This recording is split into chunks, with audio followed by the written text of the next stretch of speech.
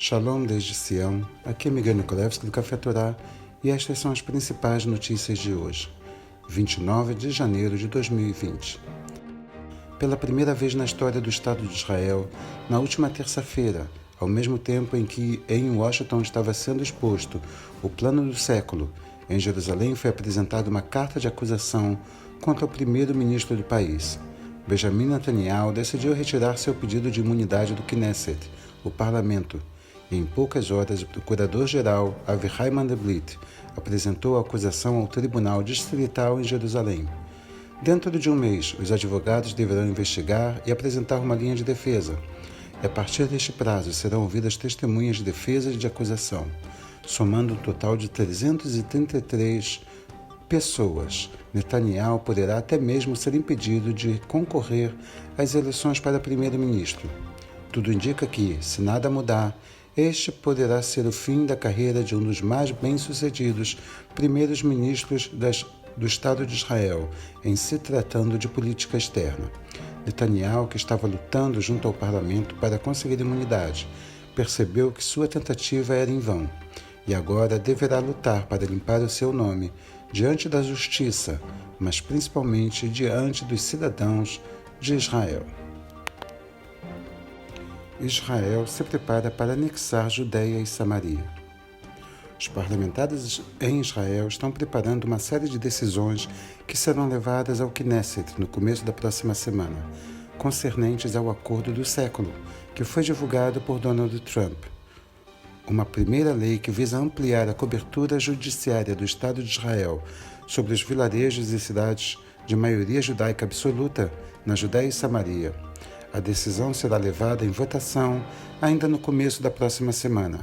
Por causa das constantes ameaças feitas pelos palestinos logo após a declaração de Donald Trump, a IDF resolveu fortificar e fortalecer as tropas na região, dobrando o número de soldados e agentes de segurança no país. A expectativa em Israel é que a incitação ao ódio por parte dos palestinos deve continuar, e por isso toda a preocupação é pouca. O coronavírus e o Estado de Israel. O Ministério das Relações Exteriores retirou as famílias dos diplomatas de Israel da China após o surto do vírus corona. A mudança foi feita em uma reunião realizada no Ministério das Relações Exteriores. A evacuação dos familiares e mensageiros não essenciais começou no início da semana. Cerca de 40 mensageiros foram evacuados. Após o surto do vírus corona na China, a companhia aérea Lufthansa anunciou que ela e outras empresas que possuem a Swiss e a Austrian Airlines deixarão de voar para o país até 9 de fevereiro. A empresa disse que continuaria a voar para Hong Kong. As três companhias, segundo eles, voarão mais uma vez para os seus destinos regulares na China, para permitir que os passageiros que já reservaram passagens voem, e também para levar sua equipe para fora do país. Ao mesmo tempo, a American Airlines disse que suspenderia seus voos de Los Angeles para Pequim e Xangai entre 8 de fevereiro e 27 de março, devido a uma queda na demanda.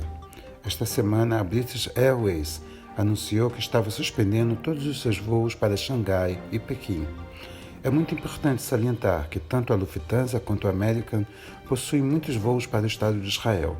E a decisão tomada pelas empresas, com certeza, diminuirá o risco de possível contaminação entre passageiros que chegam a Israel usando os serviços da mesma empresa.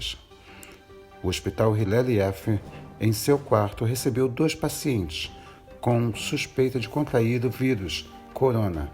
2 pacientes, um homem foi examinado isoladamente e uma criança com cerca de 1 ano e 4 meses foi internada também isoladamente. E os testes estão sendo realizados. Agora estão aguardando os resultados. Você acabou de ouvir Notícias de Israel, direto de Sião, pelo Café Torá.